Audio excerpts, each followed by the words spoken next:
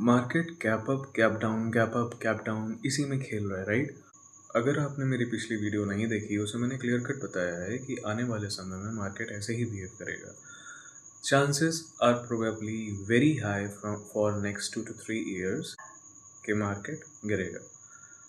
कोई प्रेडिक्शन मैं हवाबाजी नहीं करता, आप चार्ट में ही चल के देखिए, आपको बहुत कुछ लर्न करने को मिलेगा उसमें। मेरी पिछली वीडियोस हैं जिसमें स्विंग ट्रेडिंग स्टॉक्स या फिर आप बाकी जितने भी स्विंग ट्रेडिंग मेथड्स हैं उनको आप फॉलो करके देखिए, आपको बहुत कुछ लर्न करने को मिलेगा। मार्केट ने नियरली 20% करेक्शन किया है, राइट? मार्केट जब फॉल करता है तो आज की लर्निंग मैं आपको बताता हूँ। मार्केट जब फॉल करता है तो वो एक सीक्वेंस में फॉल करता है, ठीक है?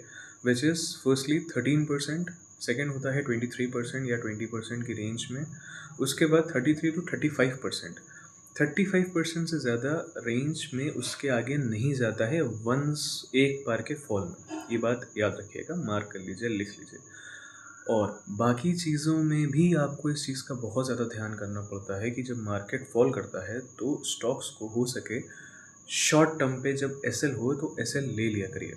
I am not talking about the investors for the long term, ठीक है? I am talking about those जो शॉर्ट टर्म में ट्रेडिंग करते हैं, लाइक स्विंग ट्रेडिंग। कुछ दिनों के लिए ट्रेड करते हैं, कुछ महीनों के लिए ट्रेड करते हैं, मैं उनके बारे में बात कर रहा हूँ। जब एसएल हो जाए तो एसएल आप ले लिया करिए। इससे फ़ायदा ये होता है ना, जब मार्केट बहुत बड़ा करेक्शन कर देता है एक बार में, तो उसके बाद आपके लिए बहुत ज़्यादा बेनिफिट्स हो जाते हैं कि आप डायरेक्टली न्यू स्टॉक्स बाय कर सकते हैं। अब फॉर एग्जांपल आपने कोई शेयर लिया 100 रुपये का, वो हो गया 70 रुपये, आपने एवरेज किया, 50 हुए, आपने फिर एवरेज किया, आपका टोटल एवरेज कुछ नियरली 75-70 की रेंज में आएगा। अब उससे वापस जब वो 50 to 75 जाएगा तो वो 50% इंक्रीज़ हो जाएगा। आप कैलकुलेशन को समझिए यहाँ पे, ठीक है? वो वापस से जब 100% जाएगा, आपका टारगेट तब जाके हिट होगा, विच इज़ अगेन 100 रुपीज़। समझ रहे हैं मेरी बात को? अब आपने ऐसे ले लिया, मान लीजिए आपने 100 रुपये का स्टॉक को ऐसे लिया 10%, यानी 90 रुपीज़ पे आपने ऐसे ले लिया। अब जब 90 रुपीज़ पे आपने एसएल वहाँ काट दिया तो उसके बाद जो इतना लंबा गैप आया ना, जैसे 2 साल तक वो स्टॉक वापस से 90 ही नहीं टच हुआ, आपका पैसा फंसा रह जाएगा, ठीक? सेकेंड चीज़, बहुत अपॉर्चुनिटीज़ होती हैं, जैसे अभी डिफेंस सेक्टर भागा था, मैंने क्लियर कट बताया था कि डिफेंस सेक्टर भागेगा, ठीक है? कई बार बताया था कि इस पे आप छोटा छोटा अमाउंट करके डालते रहिए, ठीक? जब भी आपको ड्रॉप पे मिले आप डालते रहिए। क्यों? क्योंकि वॉर सिनेरियोज चल रहे हैं और वॉर सिनेरियोज में सबसे बड़ा बेनिफिट होता है किसको? डिफेंस सेक्टर को, ठीक? सेकेंड चीज़, बाकी बहुत सारे सेक्टर्स हैं जिनको मतलब आप देखिए, जैसे सेक्टर वाइज मेटल बहुत अच्छा चल रहा है, ठीक है? तो मेटल के स्टॉक्स आप देखिए। फिर जब गोल्ड और सिल्वर भागे थे तो कल्याण ज्वेलर्स ने बहुत अच्छी रैली दिखाई थी।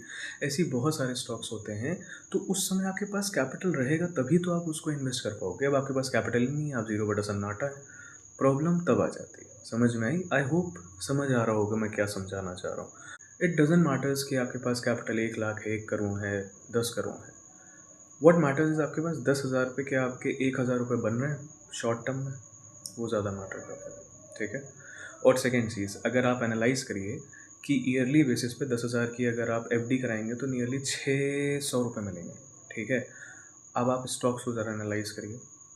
10% स्टॉक्स सिर्फ अभी 20% फॉल एक हफ्ते के अंदर भागे हैं, 10 से 20% भागे, फिर भी लोग कहते हैं पैसा नहीं बनता। आप वेट करना नहीं जानते, आप एसएल पे निकलना नहीं जानते, आपके साथ बस यही प्रॉब्लम है, ठीक है? ऐसी बहुत इन्फॉर्मेटिव वीडियोस मैं लाता रहूँगा। आई होप ये वीडियो अच्छी लगी हो। Do like, share and subscribe.